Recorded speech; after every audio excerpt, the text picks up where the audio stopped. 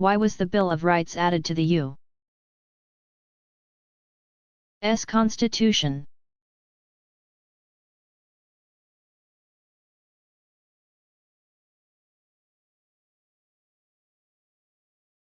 The United States Constitution, ratified in 1788, contained few personal guarantees. In fact, initially there was some opposition to the new constitution, much of it based on the lack of specific guarantees of individual rights. It was the father of the Constitution and future President of the United States, James Madison,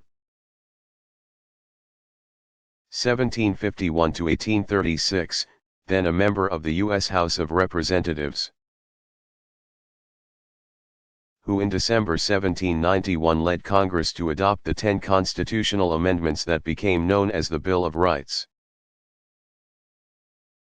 Most of the rights focus on individual liberties that had been cited in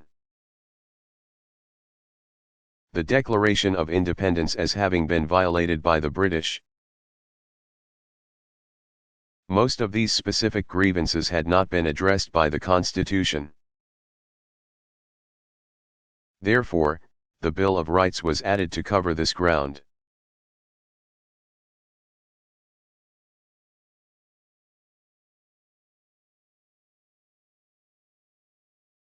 Was King George III really insane?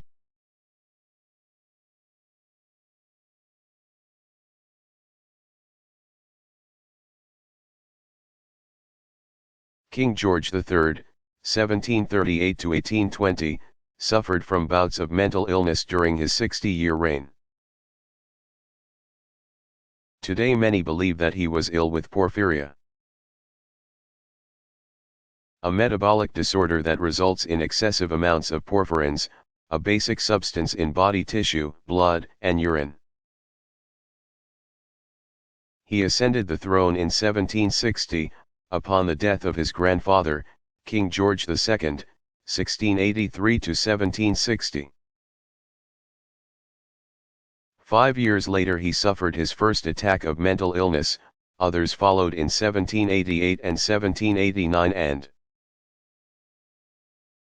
in 1803 and 1804. A final and devastating attack came in 1811, it left him deranged and blind. As the popular play and movie The Madness of King George attests, the monarch's illness presented England with a difficult problem: what do you do when a ruler becomes irrational? When the king became ill in 1788, his prime minister, William Pitt the Younger, 1759 to 1806, and the Queen ran the government, dutifully protecting the king's interests even while the king's son George, the Prince of Wales, 1762 to 1830, openly associated with his father's parliamentary opposition and himself plotted to take control. Once King George III had recovered, in 1789, he reduced his official activities and grew increasingly reliant on Pitt, who proved to be an effective national leader. Pitt resigned in 1801 and was replaced by Henry Addington, 1757 to 1844, until 1804 when the king, feeling that invasion by France was imminent, asked Pitt to prepare a new government. Pitt again assumed the role of prime minister, a role he retained until his death in 1806. Thereafter a coalition government, sometimes called the All Talents Administration,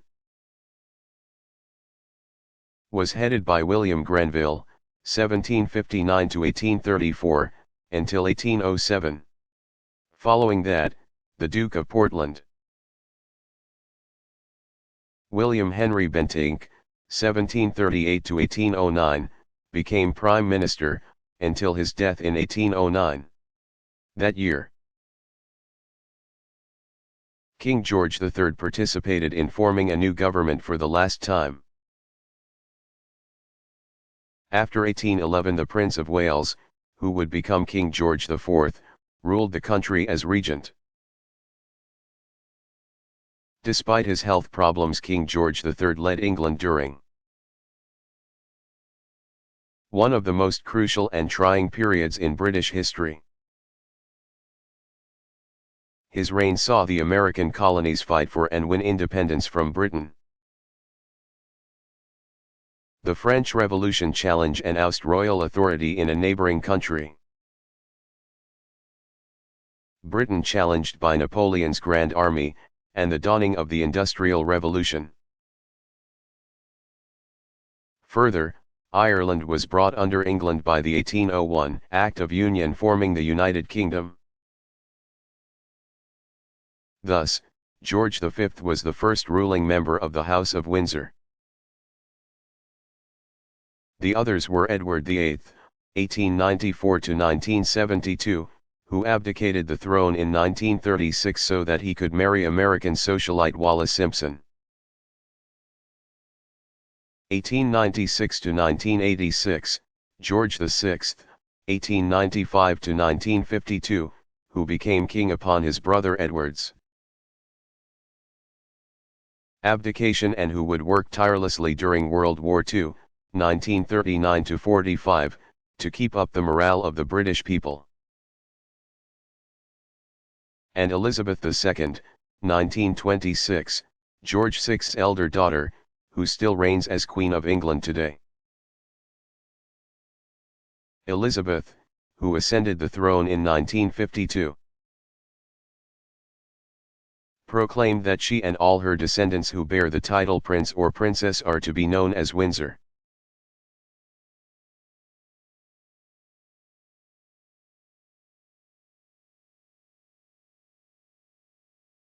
The word crusade. Why do Jews, Christians, and Muslims all claim the same Holy Land?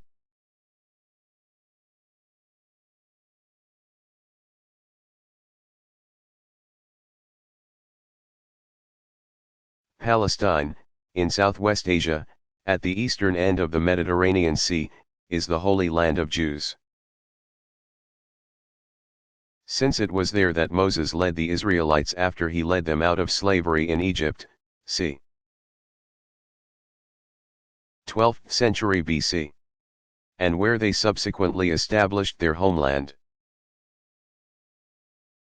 It is the Holy Land of Christians because it was where Jesus Christ was born, lived, and died. And it was the Holy Land of Muslims, because the Arab people conquered Palestine in the 7th century and, except for a brief period during the Crusades, it was ruled by various Muslim dynasties until 1516, when it became part of the Ottoman Empire. Palestine, which covers an area of just more than 10,000 square miles, is roughly the size of Maryland. Palestine's capital, Jerusalem, is also claimed as a holy city by all three religions. Jews call it the City of David, or the City of the Great King. Since it was made the capital of the ancient kingdom of Israel in about 1000 BC, Christians regard it as holy. Because Jesus traveled with his disciples to Jerusalem, where he observed Passover. It is the site of the Last Supper, and just outside the city, at Golgotha, Jesus was crucified. c. 30 AD. Muslim Arabs captured the city in 638 AD, just after Muhammad's death. And, like the rest of Palestine, it has a long history of Muslim Arab rule. Jerusalem, which is now part of the modern state of Israel, is home to numerous synagogues, churches, and mosques. It has also been the site of numerous religious conflicts throughout history. comes from the Latin word crux meaning cross, and crusaders were said to have taken up the cross. The Crusades began with an impassioned sermon given by Pope Urban II, c. 1035-1099, at Clermont, France, in November 1095. Earlier that year Byzantine Emperor Alexius I Comnenus 1048-1118, had appealed to Urban for aid in fighting back the fierce Seljuk Turks. The Seljuk Turks preceded the Ottoman Turks. The Seljuks were named for their traditional founder, Seljuk. Seeing the expansion of the Turks, who were Muslim, as a threat to Christianity, the Pope agreed to help. Not only did Urban rally support for the Byzantines in staving off the further advances of the Turks, he also advocated that the Holy Lands should be recovered from them. While the Arab Muslims who had previously controlled the Holy Land had allowed Christians to visit there, the Turks tolerated no such thing. Urban feared that if Palestine were not recovered, Christians would lose access to their holy places altogether. But Urban also viewed the Crusades as a way of unifying Western Europe. The feudal nobility there had long fought against each other. He believed a foreign war would unite them behind a common cause as Christians. Further, he hoped the Crusades would unite Western with Eastern, Byzantine, Europe behind one goal. If successful, the expeditions would also expand the Pope's moral authority across a greater region. En route from Clermont to Constantinople, present-day Istanbul, Turkey, where the crusade was set to begin in August 1096, Urban continued to preach his message at Limoges, Poitiers, Tours, Aquitaine, and Toulouse, France. The message found broad appeal. Even if it appealed to something other than the people's religious sensibilities. Some of those who answered Urban's call took up arms not for the Christian cause, but for their own personal gains such as acquiring more land, expanding trade, or recovering religious relics. Many peasants took up the cross to escape hardships in 1094. Northern France and the Rhineland had been the site of flooding and pestilence, which was followed in 1095 by drought and famine. The First Crusade actually turned into two. A peasants' crusade, which had never been Urban's intent, had gone ahead of the official expedition, and many lives were lost. It ended in failure. But the planned expedition, called the Crusade of Princes, ultimately succeeded in capturing Jerusalem in 1099. Western Christian feudal states were established at Edessa, Antioch, and Tripoli, all of which were placed under the authority of the Kingdom of Jerusalem. But Urban did not live to see the recovery of the Holy Land, and the Christian hold on Palestine was not to last. As the Muslims refused to give up the fight for control of lands they too considered to be holy. The second, 1147-49, third, 1189-92, fourth, 1202-04, fifth, 1217-21, sixth, 1228-29, seventh,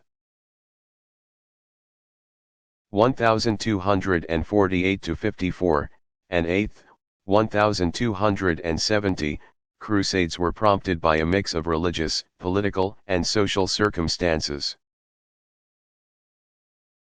The Crusades ended in 1291, almost 200 years after they had started, when the city of Acre, the last Christian stronghold in Palestine, fell to the Muslims, ending Christian rule in the East. Yet another crusade, in 1212, was particularly tragic, called the Children's Crusade. The expedition was led by a young visionary who had rallied French and German children to believe they could recover Jerusalem since, as poor and faithful servants, they would have God on their side. As the children marched south across Europe, many of them died even before reaching the Mediterranean coast. Some believe that the crusade was sabotaged, resulting in the children being sold into slavery in the East.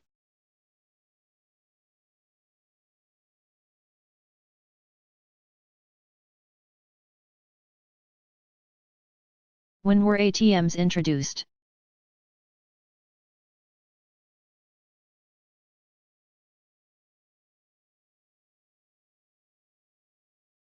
The ubiquitous automatic teller machine, ATM,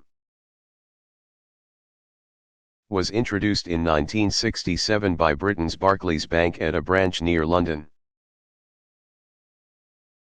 2 years later, the Chemical Bank opened the first ATM in the United States, at Rockville Center, New York. Self-service banking grew steadily in the 1980s and took off in the 1990s, when some banks began charging their customers for banking through tellers rather than ATMs.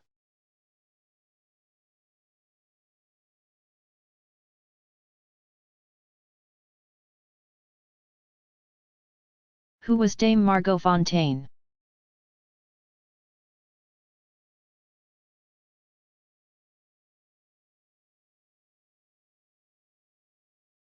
Fontaine, 1919 to 1991, has been called an international ambassador of dance. The British-trained ballerina achieved worldwide fame and recognition during more than 34 years with the Royal Ballet, expanding the company's female repertoire and becoming the model for the modern ballerina. In 1962, at the age of 43, Fontaine formed a dance partnership with Soviet defector Rudolf Nureyev. 1938 to 1993, challenging traditional assumptions about the ability of mature dancers to continue vigorous performance careers. In her later years, she continued to be active in the world of dance, helping set up dance scholarships, fostering international artistic relations, and encouraging the growth of dance institutions around the world.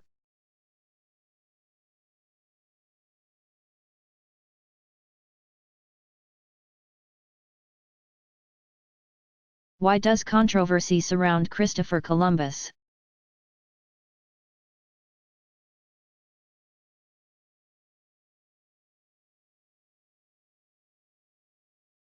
It is due in part to the fact that history wrongly billed Columbus, 1451 to 1506, as the discoverer of the New World. The native peoples living in the Americas before the arrival of Christopher Columbus were the true discoverers of these lands. These peoples had migrated thousands of years before.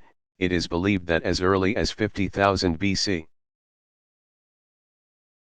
they came across the Bering Strait from Asia, and migrated southward, throughout North and South America, reaching Tierra del Fuego by 8000 BC. Therefore, it is correct to say that Columbus was the first European to discover the New World, and there he encountered its native peoples. But it was for his treatment of these native peoples that Columbus is a controversial figure. Columbus was called back from the New World twice, on his second and third voyages, to be investigated for his dealings with the Native Americans, including charges of cruelty. The first inquiry, 1496–97, turned out favorably for the explorer. His case was heard before the Spanish king, and charges were dismissed. However, troublesome rumors continued to follow Columbus, and in 1500 he and two of his brothers, Bartholomew and Diego, were arrested and sent back to Spain in chains. Though later released and allowed to continue his explorations, he would make one final trip to the New World. Christopher Columbus never regained his former stature, lost all honor, and died in poverty in the Spanish city of Valladolid in 1506.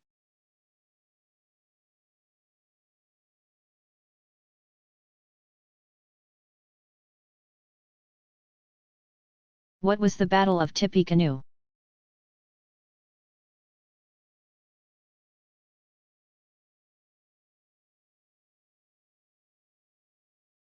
The battle near present-day Lafayette, Indiana, took place on November 7, 1811, when U.S.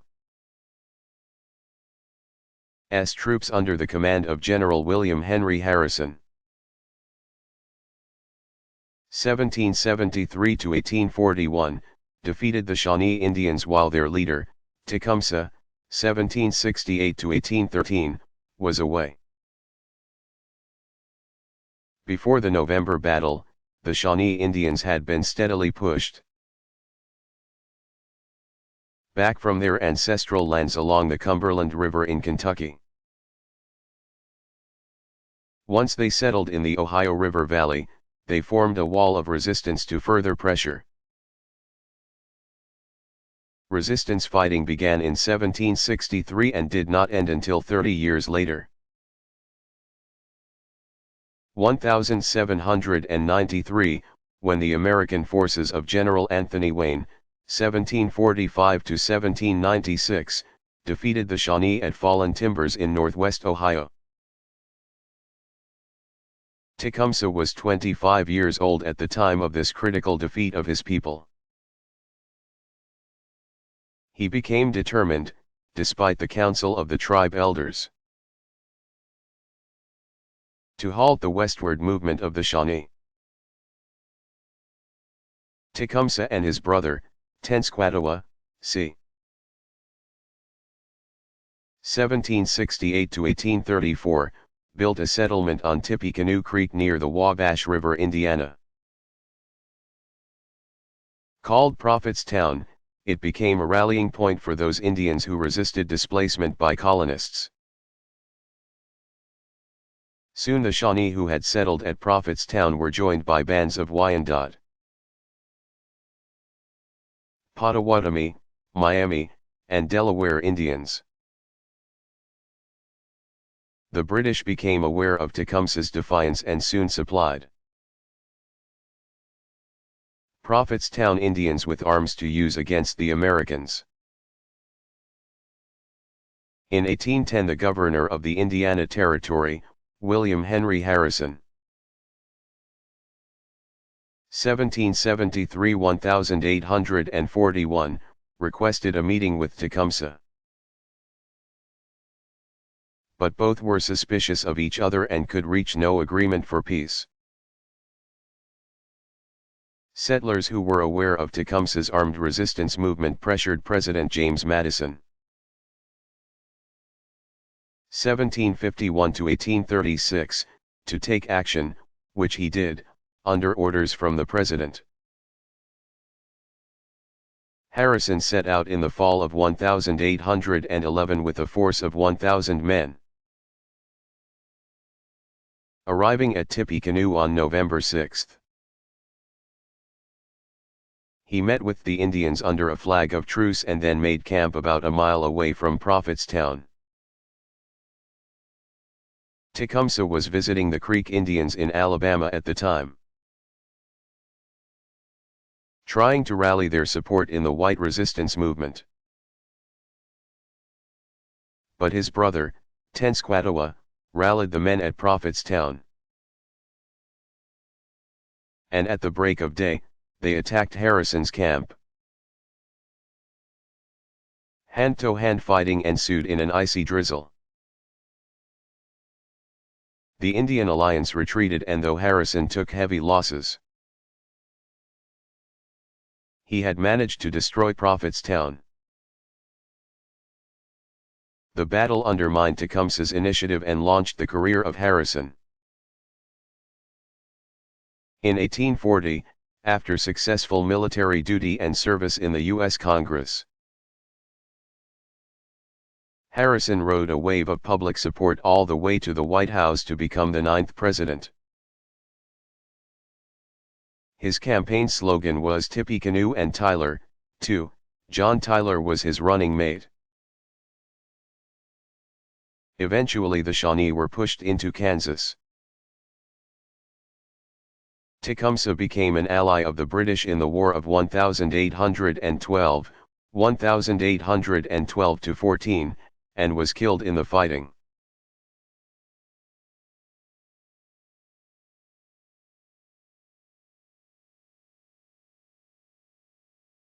Is Stravinsky the 20th century's foremost composer?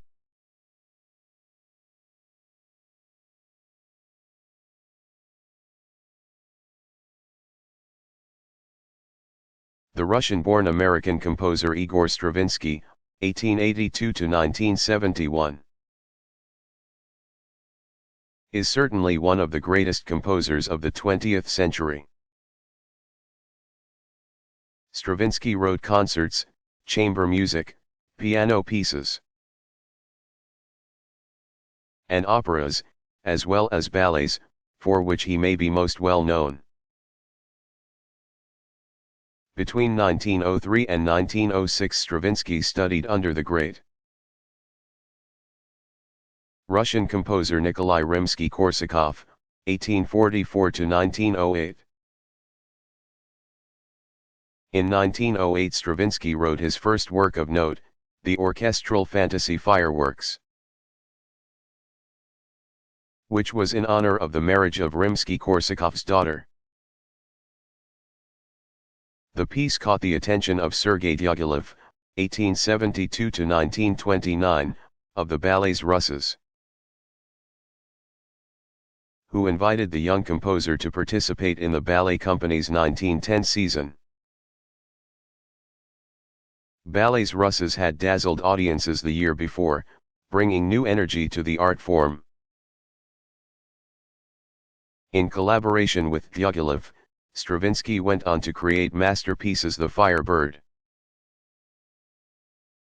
1910, Petrushka, 1911, and Rite of Spring, 1913, among them. The partnership served to elevate the role of the ballet composer in the art world. Rite of Spring is either Stravinsky's most famous or most infamous work. It was first performed by the Ballets Russes in the third week of its 1913 season. The choreography was arranged by the famous dancer Vaslav Nijinsky, 1890-1950. But the performance stunned both the music and dance worlds. So extreme was the audience's reaction to this premiere work that a riot nearly broke out inside the theater. Stravinsky had composed his music not to express spring's idyllic qualities but rather its turmoil and dissonance similar to childbirth. Nijinsky paired Stravinsky's composition with complicated and visually frenzied dance movements, later characterized by the composer as a jumping competition. though many thought it a disastrous performance, when the ballets russes continued to London. Rite of Spring was more widely accepted there largely because the audience had been duly prepared for it. The following year, Rite of Spring was performed in concert in Russia, but the reaction was mixed. The young composer Sergei Prokofiev, 1891–1953, was in the audience and later wrote that he had been so moved by the work that he could not recover from the effects. Listeners today are still moved by the elevated rhythm of Rite of Spring, which makes an entire orchestra into a kind of sustained percussion instrument. Ultimately, most musicians and critics came to regard the watershed work as one of the finest compositions of the 20th century.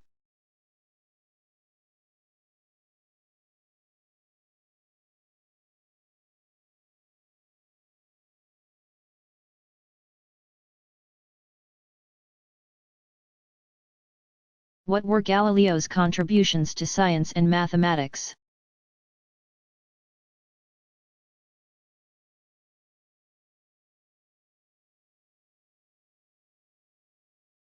Galileo Galilei, 1564–1642, is credited with establishing the modern method of experimentation. He was the first scientist and thinker to try to prove or disprove theory by conducting tests and observing the results. Prior to Galileo, scientific theory was purely based on hypothesis and conjecture. It was in the interest of conducting accurate tests and in making precise observations that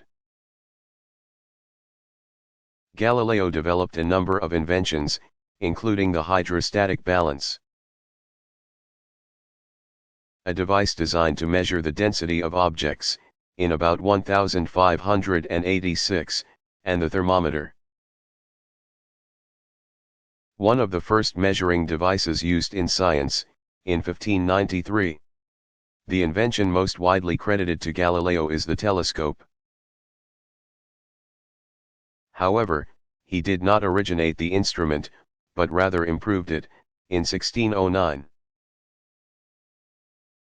He was also the first to use a telescope to study the skies, which led him to make a series of discoveries. All in 1610, the moon shines with reflected light, the surface of the moon is mountainous. The Milky Way is made up of countless stars, and Jupiter has 4 large satellites. He was even able to correctly estimate the period of rotation of each of these moons, which he named Medicean stars, for his benefactor, Cosimo de' Medici. Galileo was also the first to observe the phases of Venus, which are similar to the moon's, and to discover sunspots. Prior to these astronomical discoveries, Galileo had already made significant contributions to science.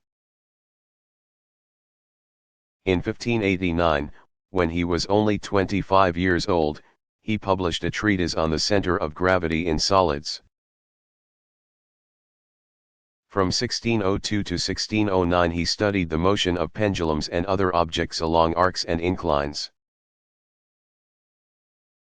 From these observations, he concluded that falling objects accelerate at a constant rate.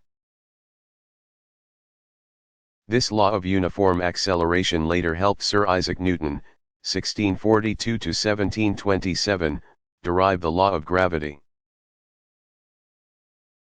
Galileo also demonstrated that the path of a projectile is a parabola. Galileo was a professor of mathematics at Pisa, 1589 to 1591, and at Padua, 1592–1610, Italy. In 1610 he was appointed philosopher and mathematician. Extraordinary to the Grand Duke of Tuscany, Cosimo de' Medici.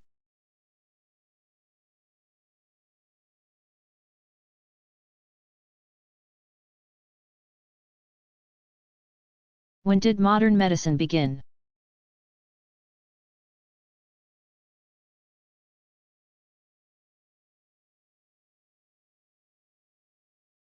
The practices of modern medicine have their roots in the 1600s. It was early in the century when the work of English physician William Harvey, 1578 to 1657,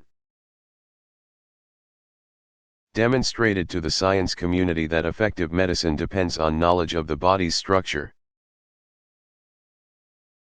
From 1597 to 1602 Harvey studied medicine at Padua, Italy, under Italian surgeon Fabricius, or Fabrici, 1537 to 1619.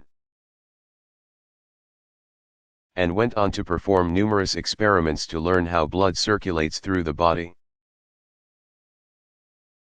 In his studies, Harvey discarded the accepted method of studying parts of a problem and then filling in the gaps with theory. Instead, he aimed to understand the entire circulatory system, studying the pulse and heartbeat, and performing dissections on cadavers. He accurately concluded that the heart pumps blood through the arteries to all parts of the body and that the blood returns through the veins to the heart. Putting his discovery into writing, Harvey published an anatomical study of the motion of the heart and of the blood in animals in 1628. Another medical development during the 1600s came not at the hands of a physician or surgeon, but rather a naturalist, Antony van Leeuwenhoek, 1632 to 1723. A surveyor to the court of Holland, van Leeuwenhoek began making his own microscopes and used them to study organisms invisible to the naked eye. He had discovered microorganisms. Leeuwenhoek also observed, but did not name, bacteria. And he accurately described red blood corpuscles, striated muscle fibers, and the lens of the eye. This amateur scientist also disproved the theory of spontaneous generation. The belief that living organisms could be generated by lifeless matter.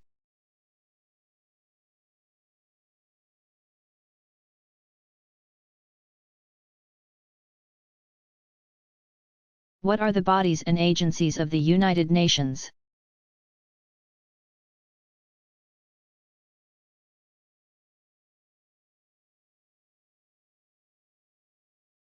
The UN's Charter establishes 6 main bodies and explains their duties and operating methods. The General Assembly is the major forum, all member nations are represented there. And the Assembly can discuss any issue that is deemed relevant and important to the UN.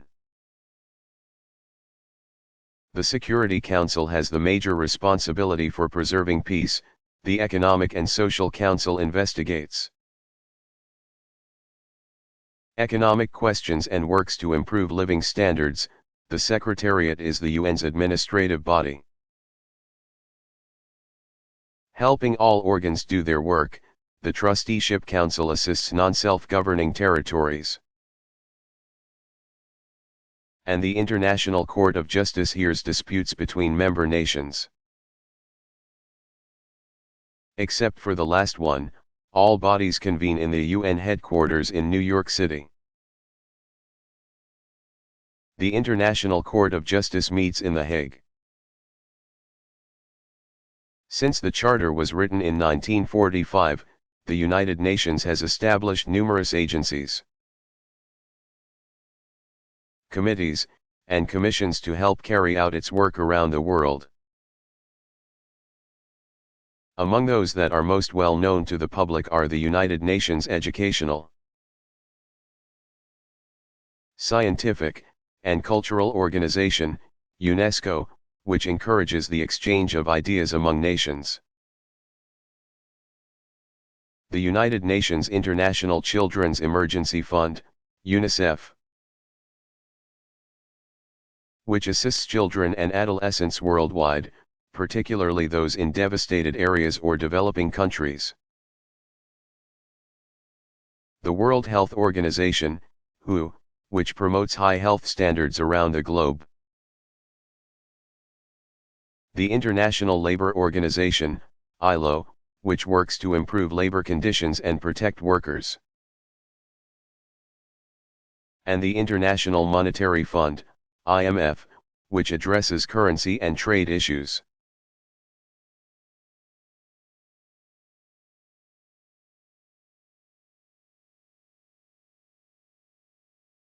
What was the 100 Years' War?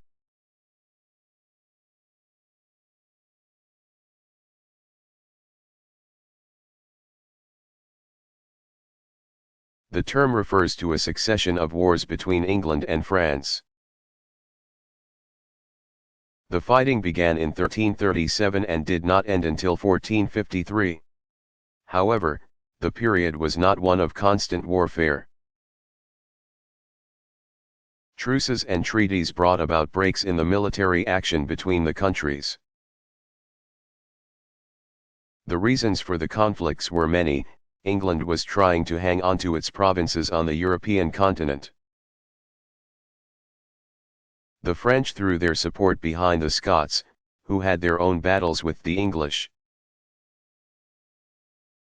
The French wished to control the commercial centre of Flanders, present-day Belgium, where the English had set up a profitable wool trade, and finally, the two countries disagreed about who should control the English Channel, the body of water that lies between them. To further complicate matters, marriages between the English and French aristocracy meant that heirs to either throne could find themselves with a foreign relative, allowing them to lay claim to authority over the other country as well. When the First War broke out in 1337, King Edward III, 1312–1377, of England claimed the French throne on the basis of the fact that his mother, Isabella, was the daughter of France's King Philip IV. Called Philip the Fair, 1268–1314, and the sister of three French kings. Over the course of the next century, even though England won most of the battles and for a brief time controlled France, 1420–22, it was the French who ultimately won the war in 1453. England lost all its territory on the continent, except Calais, which was also later taken by the French, in 1558.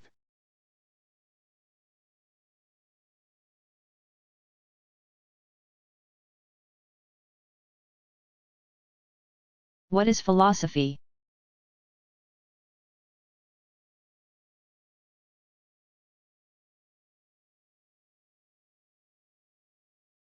From the Greek philo, meaning love of, and Sophia, meaning wisdom, philosophy is literally a love of wisdom. In practice, it is the pursuit of understanding the human condition, how, why, and what it means to exist or to be. Philosophers use methods such as observation and questioning to discern the truth. Philosophy is traditionally divided between Eastern thought and Western thought. Further, Western thought consists of 5 branches: metaphysics, concerned with the nature of the universe or of reality; logic, the laws of reasoning; epistemology, the nature of knowledge and the process by which knowledge is gained; ethics, the moral values or rules that influence human conduct, and aesthetics, the nature of beauty or the criteria for art.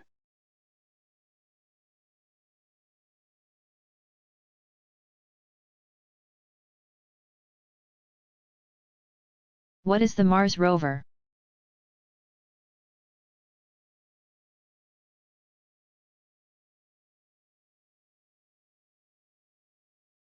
The Mars rover is a National Aeronautics and Space Administration, NASA, project launched in June 2003 and that landed on the Red Planet in January 2004. Two rovers, named Spirit and Opportunity, were designed to be robotic geologists, collecting data as they roam the surface of Mars. Each robot has features that NASA described as similar to what any living creature would need during exploration. A body, or structure, to protect the rover's vital organs, brains, or computers, to process information. Temperature controls, including internal heaters and insulation to protect the structure from the elements. A neck and head, or a mast for the cameras to give the rovers a human-scale view, eyes and other senses. Or cameras and instruments that give the rovers information about their environment, wheels and legs for mobility. Arms for reaching, and the ability to communicate, via antennas for speaking and listening. The rovers are powered by batteries and solar panels. Since the first data began to be returned to Earth in early March 2004, the rovers have provided scientists with data and impressive images for research and study. A dramatic finding from the twin rovers was the discovery that the arid planet had once been wet and possibly habitable, based on data collected by Opportunity. Researchers concluded that liquid water was once intermittently present at the Martian surface.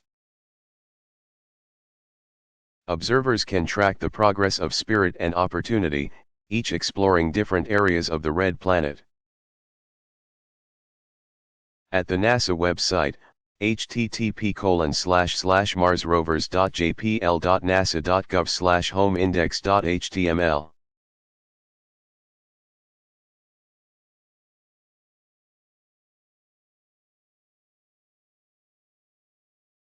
How many were injured in the September 11 attacks?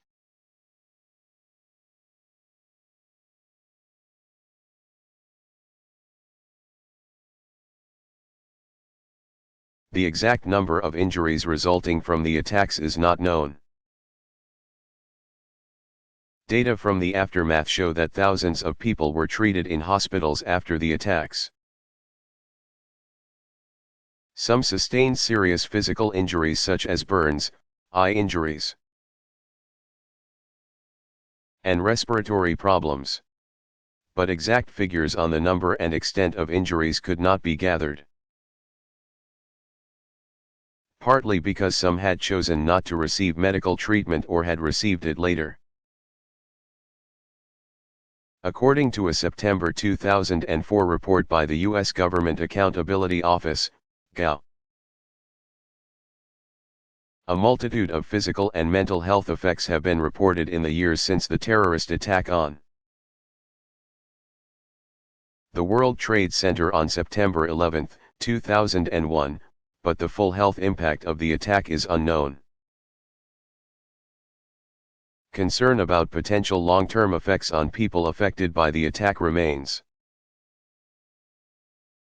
The report cites several injury categories including respiratory health, reproductive health, and mental health. Post-traumatic stress disorder, PTSD, alone was thought to have affected a great number of New Yorkers, particularly emergency responders and children. According to the report, PTSD is an often debilitating and potentially chronic disorder that can develop after experiencing or witnessing a traumatic event. It includes such symptoms as difficulty sleeping, irritability or anger, detachment or estrangement, poor concentration, distressing dreams, intrusive memories and images, and avoidance of reminders of the trauma. Mental health specialists reported that people across the nation demonstrated symptoms consistent with PTSD after the 9/11 attacks.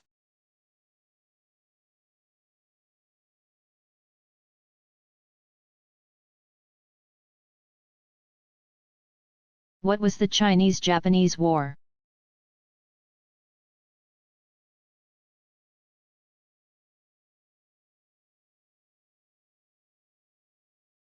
It was a war fought in 1894 to 1895 over control of Korea, which was a vassal state of China. When an uprising broke out in Korea in 1894, China sent troops in to suppress it. Korea's ports had been open to Japan since 1876, and in order to protect its interests there, Japan, too, sent troops to the island nation when trouble broke out. But once the rebellion had been put down, the Japanese troops refused to withdraw. In July 1894, fighting broke out between Japan and China, with Japan emerging as the victor, having crushed China's navy. A peace treaty signed on April 17, 1895, provided for an independent Korea, which only lasted until 1910, when Japan took possession, and for China to turn over to Japan the island of Taiwan and the Liaodong Peninsula. The peninsula was later returned to China for a fee after Russia, Germany, and France forced Japan to do so. The war, though relatively brief, seriously weakened China, and in the imperialist years that followed, the European powers scrambled for land concessions there.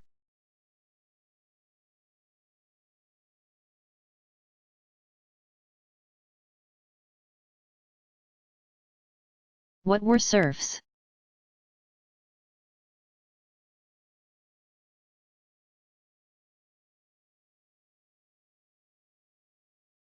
Serfs were the peasants who lived on either a manor or a fief.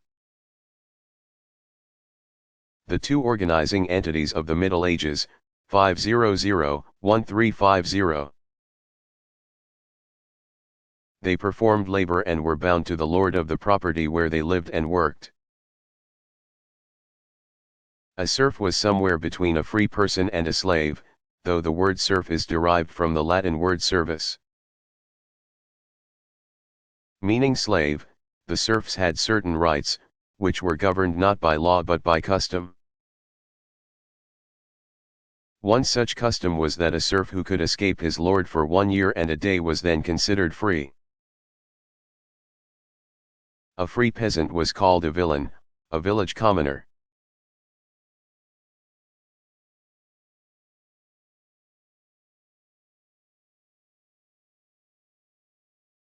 Who said, "We have met the enemy and they are ours"?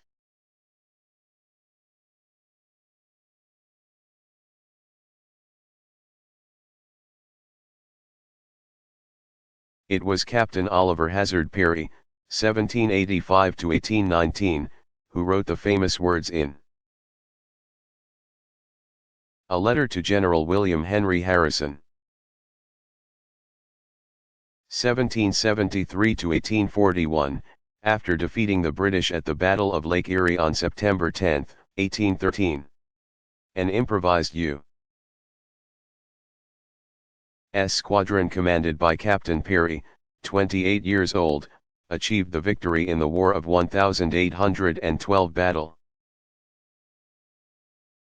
The message he sent to Harrison, who later went on to become the 9th U.S. president, was: "We have met the enemy and they are ours, 2 ships, 2 brigs, 1 schooner, and 1 sloop." Perry received a gold medal and thanks from Congress for the victory.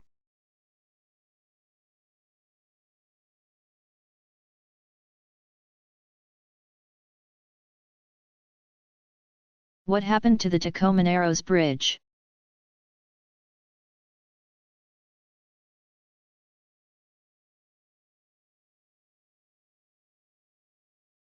In 1940, the new 2,800-foot suspension bridge, carrying traffic across Washington's Puget Sound, was hit by high winds, causing it to buckle and undulate. In the simplest of terms, an engineering error allowed one of the suspensions to give way in the wind,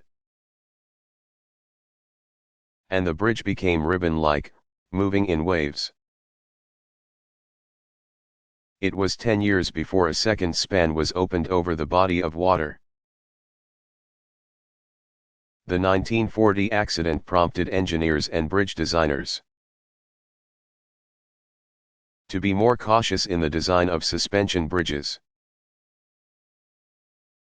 The first wire suspension bridge in the U.S. was built in 1842, the 358-foot long and 25-foot wide bridge spanned the Schuylkill River, near Philadelphia, Pennsylvania. It was supported by 5 wire cables on either side, and was built by U.S. civil engineer Charles Ellet, Jr. 1810 to 1862, the first chain suspension bridge in the U.S. was built in 1800.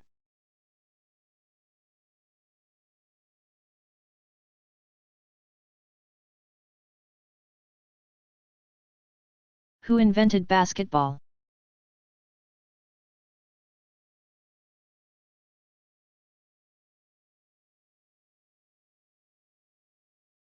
The ball and hoop game was invented by Canadian-American James Naismith, 1861 to 1939, in December 1891. An instructor at the YMCA College in Springfield, Massachusetts, Naismith was asked by the head of the physical education department to come up with a game to keep students active indoors during the winter months. It had to fit inside the confines of a gym, have no physical contact, use a soft ball, and give everyone who participated a chance to handle the ball. Naismith nailed 2 peach baskets, which he found in the storeroom, to balcony railings at each end of the school's gym. Found a soccer ball, divided his class of 18 men into 2 teams, and introduced the man as it would turn out. The rest of the world to the game, which was later dubbed basketball, 2 words. Improvements to the game came over the next 2 decades as it spread in popularity. In 1910, the important change of allowing ball handlers to move by dribbling was made. In 1916, the rules were changed to allow dribblers to shoot the ball.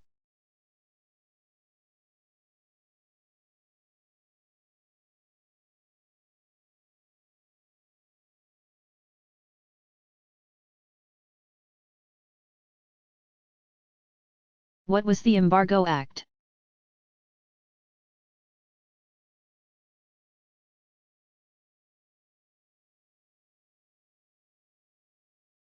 On December 22, 1807, President Thomas Jefferson, 1743 to 1826, signed the Embargo Act, prohibiting ships that were destined for foreign ports from leaving the United States. The legislation had been drawn up in an effort to pressure France and Britain,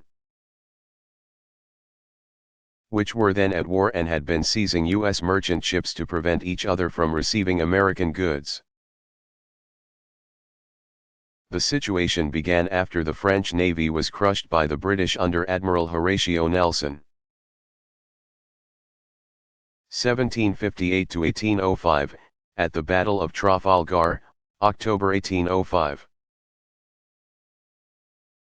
French ruler Napoleon Bonaparte, 1769 to 1821, turned to economic warfare in his long struggle with the British,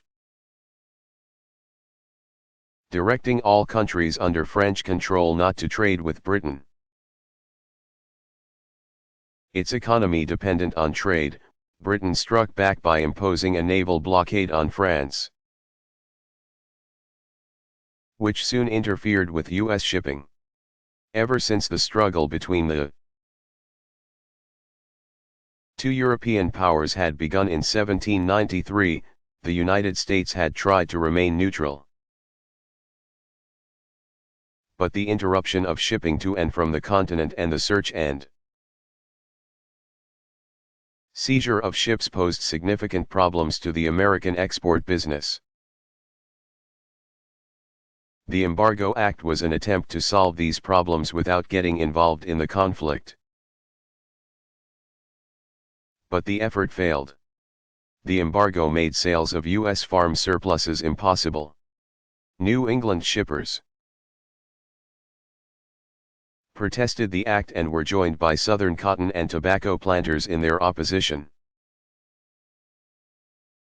Nevertheless, the embargo remained in effect for 14 months,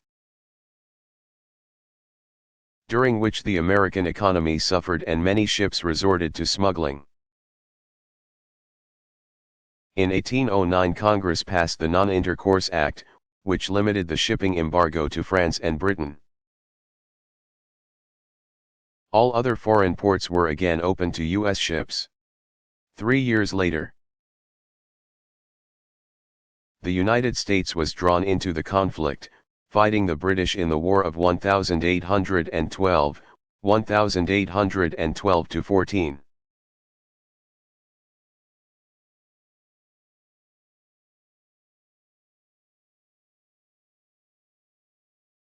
Why did the Russians burn Moscow?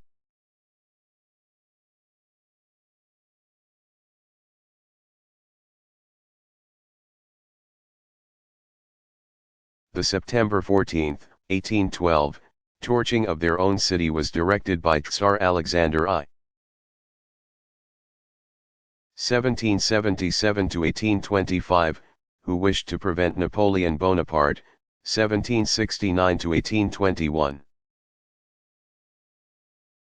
and his invading armies from reaping the benefits of anything Russian.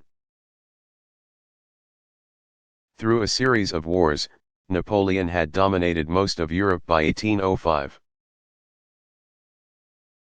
The authority of Alexander was certainly threatened by the French emperor.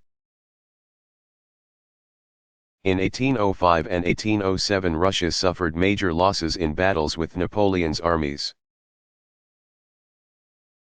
In the face of these defeats, what Alexander did next was a stroke of genius. Though he had many detractors at the time, Napoleon's forces, though victorious, were weary from fighting and were unable to pursue the Russian armies further. So, Alexander made peace with the emperor in the Treaty of Tilsit, 1807. The Russian ruler vowed support of Napoleon, and for his part, Napoleon believed Alexander had extended him a hand of friendship. Instead, the cunning Russian ruler had bought himself and his country the time they needed to gird themselves against powerful Napoleon. By 1812 Russia, its economy dependent on exports, resumed trade with Great Britain, Napoleon's archenemy. This prompted the return of Napoleon's troops to Russia. Later that year the French emperor marched into Russia with a force of as many as 600,000 men, but the Russians still delivered Napoleon a crushing defeat. The Russian army had relied on guerrilla warfare tactics, including burning their own countryside. Napoleon returned to Paris in defeat by the end of the year.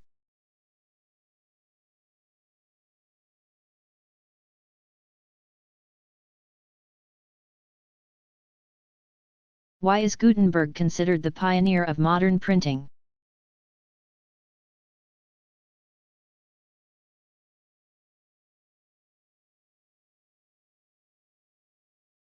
Johannes Gutenberg, c.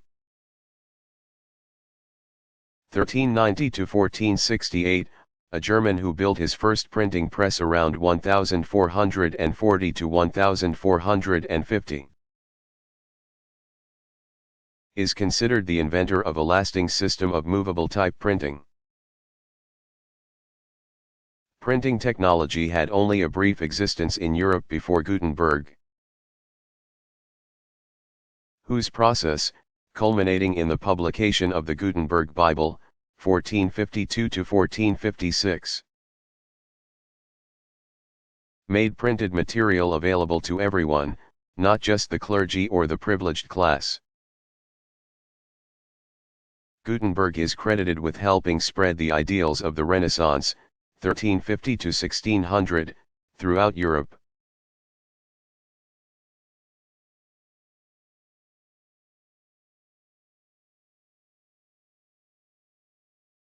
Who were the barbarians?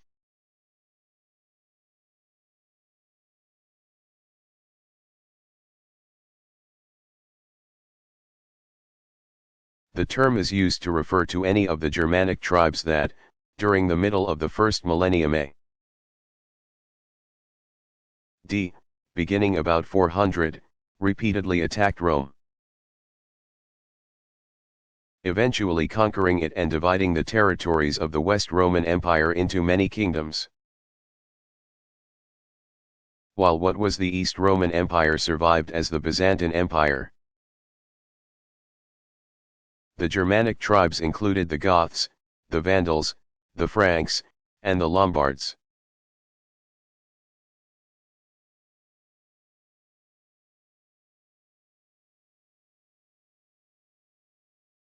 What does Viva Zapata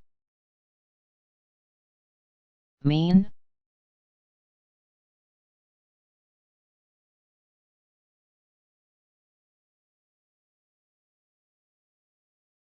It was the cry that went up in support of the rebel General Emiliano Zapata, 1879–1919.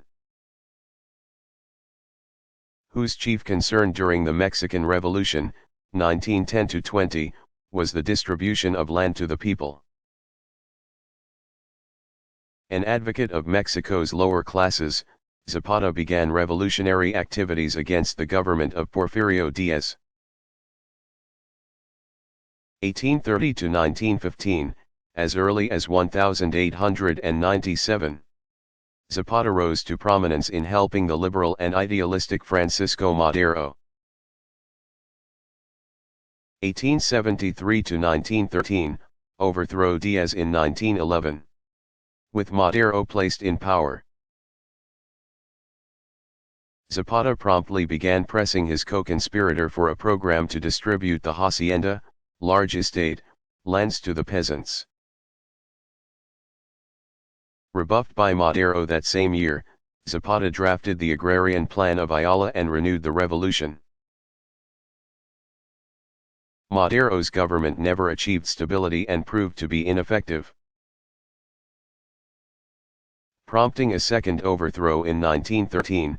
Victoriano Huerta, 1854–1916, seized power from Madero, whom he had helped put into office, and in the chaos surrounding the coup, Madero was shot and killed. But Zapata refused to support Huerta and remained a leader of the revolution, continuing his crusade for the people who supported him with cheers of Viva Zapata, meaning Long Live Zapata. The bitter fighting of the revolution continued, and soon those who had supported the slain Madero, including Zapata and Pancho Villa, 1878–1923, through their backing behind another revolutionary, Venustiano Carranza, 1859–1920. In 1914 Carranza's forces occupied Mexico City and forced Huerta to leave the country. No sooner had Carranza taken office than the revolutionaries began fighting among themselves. Zapata and Pancho Villa demanded dramatic reforms and together they attacked Mexico City in 1914. 5 years later, and 1 year before the end of the revolution, Carranza's army ambushed and assassinated Zapata in his home state of Morelos.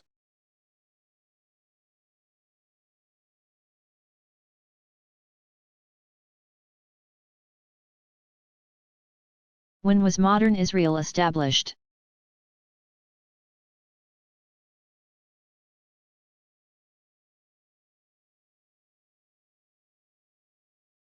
As a modern state, Israel was formed by decree in 1948. In the wake of World War II, 1939–45. The United Nations, UN, formed a special committee to address the British control of Palestine.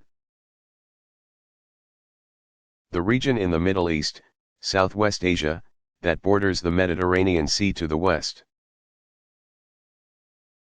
Lebanon to the north, Syria and Jordan to the east, and Egypt, the Sinai Peninsula, to the southwest. The narrow piece of land comes to a point in the south, where it fronts the Gulf of Aqaba. In November 1947 the United Nations, UN, carved Israel out of the Palestine region. Areas of Palestine that were not designated as Israel were divided between neighboring Arab countries. Modern Israel's first leader, David Ben-Gurion, 1886–1973. Proclaimed an independent Israel on May 14, 1948. Born in Poland, Ben-Gurion had arrived in Palestine as a young man of about 20 and became extremely active in efforts to assert Jewish autonomy in the region. He served as Prime Minister from 1949 to 1953 and again between 1955 and 1963. But Israel's history goes back much farther than these 20th-century events. And, having such a long history, it is also a complicated one. Israel was an ancient kingdom in Palestine, formed under King Saul in 1020 BC. Israel included the lands in Canaan, the promised land of the Hebrew tribes who descended from the people that Moses 14th–13th century BC led out of Egypt. But the kingdom was subsequently divided and by the 8th century BC it had ceased to exist. Nevertheless, the area remained home and holy land to the Hebrews, Israelites, who had settled there. The entire region of Palestine, including the Kingdom of Israel, subsequently came under the control of various empires. Palestine saw the rule of the Assyrians, the Chaldeans, the Persians, the Macedonians under Macedonian King Alexander the Great, 356–323 BC. And the Romans. The area was the Roman province of Syria in the time of Jesus. After Roman rule, Palestine was, with only one exception, ruled by various Muslim Islamic dynasties, including the Ottoman Empire, 1516–1917. It was in 1917 that Palestine came under control of the British, who proclaimed in the Declaration of Balfour to support the establishment of a national home for the Jews living there. However, Britain reversed this policy in 1939 at the same time the area was seeing an influx of Jewish people who were escaping persecution in Europe. Jews in Palestine opposed British control, and at the same time fighting intensified between Jews and Arabs. The 1947 decision by the Union to establish a Jewish homeland resulted in nearly 2 years of fighting between Israelis and Arabs in the region. And though boundaries among the various states were determined anew in 1949, fighting in the region continued with the Arab-Israeli wars of 1956, 1967, 1973-74, and 1982. Unrest prevailed throughout the 1980s and into the 1990s. When the two sides began discussions to resolve the long conflict.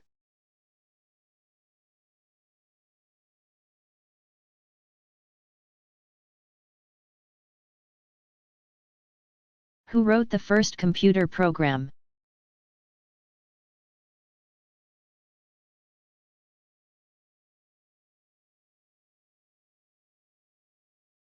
The first functional computer program was written by Grace Murray Hopper, 1906-1992, an admiral of the U.S. Navy. She wrote a program for the Mark I computer. Developed in 1944, the first fully automatic calculator. During the 1950s, Hopper directed the work that developed one of the most widely used computer programming languages, COBOL, Common Business-Oriented Language. She is also credited with coining the slang term bug to refer to computer program errors. The story goes that her machine had broken down, and when she looked into the problem, she discovered a dead moth in the computer. As she removed it, she reportedly announced that she was debugging the machine.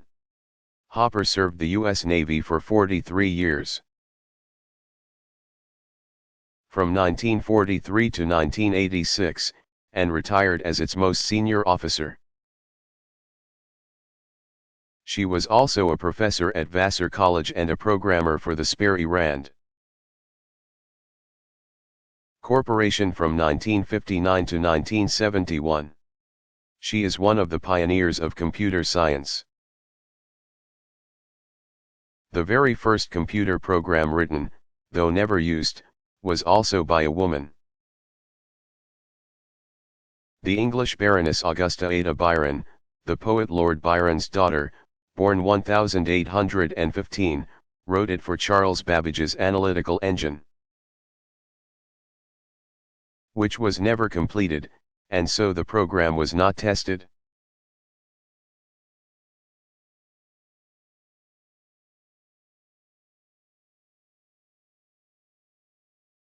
How did the civil rights movement begin?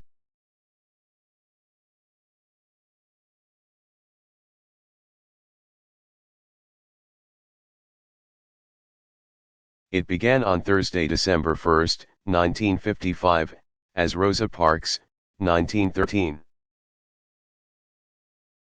A seamstress who worked for a downtown department store in Montgomery, Alabama, made her way home on the Cleveland Avenue bus. Parks was seated in the first row that was designated for blacks. But the white rows in the front of the bus soon filled up. When Parks was asked to give up her seat so that a white man could sit, she refused. She was arrested and sent to jail. Montgomery's black leaders had already been discussing staging a protest against racial segregation on the city buses. They soon organized, with Baptist minister Martin Luther King Jr. 1929 to 1968, as their leader. Beginning on December 5, 1955, thousands of black people refused to ride the city buses. The Montgomery bus boycott had begun. It lasted more than a year, 382 days, and ended only when the U.S. Supreme Court ruled that segregation on the buses was unconstitutional.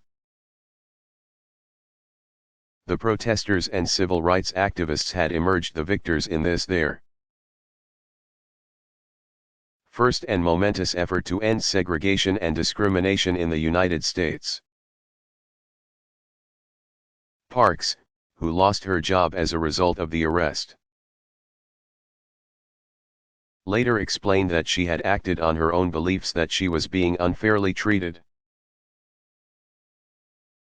But in so doing, Parks had taken a stand and had given rise to a movement.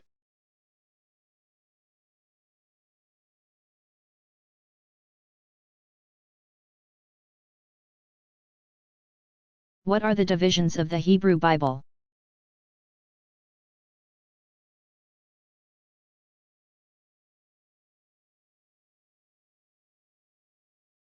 The Hebrew Bible is divided into three main sections called the Law,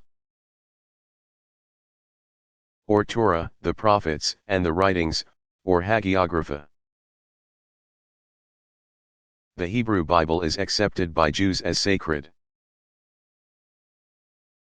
The word testament comes from the ancient word testamentum, meaning covenant with God. Much of the Hebrew Bible recounts Jewish history, demonstrating faithful observance to their agreement with God. The Law consists of those 5 books written by Moses, and these recount creation, early traditions, the lives of the patriarchs of Israel, early events of the Israelites, and entrance into the Promised Land. Torah translates as teaching, and Jews, as do Christians. Look to these first 5 books of the Bible for guidance. The prophets consists of the books of the former prophets, books of Joshua, Judges, 1st and 2nd Samuel, and 1st and 2nd Kings, and the latter prophets. Isaiah, Jeremiah, Ezekiel, and the 12 the teachings of 12 other prophets. The books of the prophets chronicle historical events. But according to the Jewish tradition, these books also teach that people must obey God's laws. The writings consist of 13 books, which are believed to have been written by poets and teachers.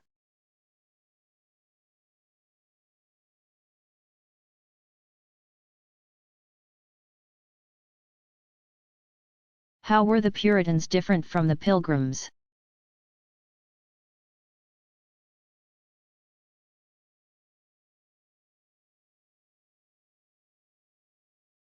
The Puritans who founded Massachusetts Bay Colony were, like the Pilgrims, religious Protestants. Both sects protested the Anglican Church.